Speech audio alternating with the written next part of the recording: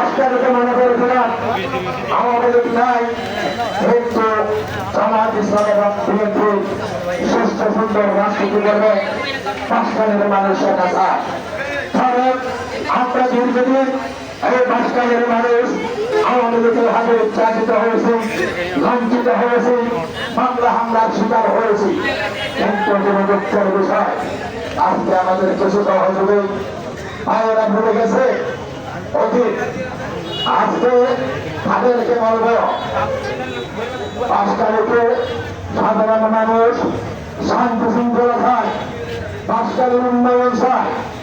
আপনারা নির্বাচন করুন, কোন সমস্যা নয়, কিন্তু নির্বাচন করার মানে রাজনীতির মানে বিএনপি নেতা কর্মীদের উপর হামলা হবে, বিএনপি নেতা কর্মীদেরকে মারধর করা হবে, এটা আমরা কোনোদিন বরদাস্ত করব না। আজকে আমাদের সাম্যমান তরুণ নেতা মিলিটারির উপর সেভাবে হামলা হয়েছে। আমি অনুরোধ করব ভবিষ্যতে এইরকম কাজ আর করবেন না। কারণ আপনারা আমাদের ভাই, আপনারা আমাদের বন্ধু, আপনারা বাসকালীর রাজ হিসাবে আমরা আশা করব সহ অবস্থানে রাজনীতি বিশ্বাস করি। রাজনীতি করেন, কোনো অসুবিধা নেই, ভোট করেন, কোনো অসুবিধা নেই। বাসকালের মানুষ যাকে নির্বাচিত করে তাকে আপনারা বুঝবেন।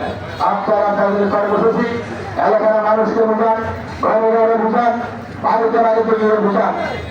কিন্তু রাজনীতির নামে আর কোনো কর্মীর উপর আক্রমণ করেন, তাহলে পরিণাম কিন্তু সুন্দর হবে না। আগামী এক সপ্তাহের মধ্যে বিএনপির মানুষ হিসেবে নির্ধারিত হয়ে যাবে। আপনার আজ থেকে ঘরে ঘরে বাড়িয়ে বাড়িয়ে বিএনপির কর্মসূচি, কারণ শীতের কর্মসূচি, একত্রিত হয়ে কর্মসূচি বেগম খালেদা জিয়া এবং তারেক জিয়ার সালাম ঘরে ঘরে পৌঁছিয়ে দিয়ে আগামী দিনে বাসকালী আলহাজ আবুল ইসলাম চৌধুরীর অসমাপ্ত কাজকে সমাপ্ত করার জন্য তাদের শীষের প্রার্থী সেই হোক, তার জন্য আমরা কাজ করবো।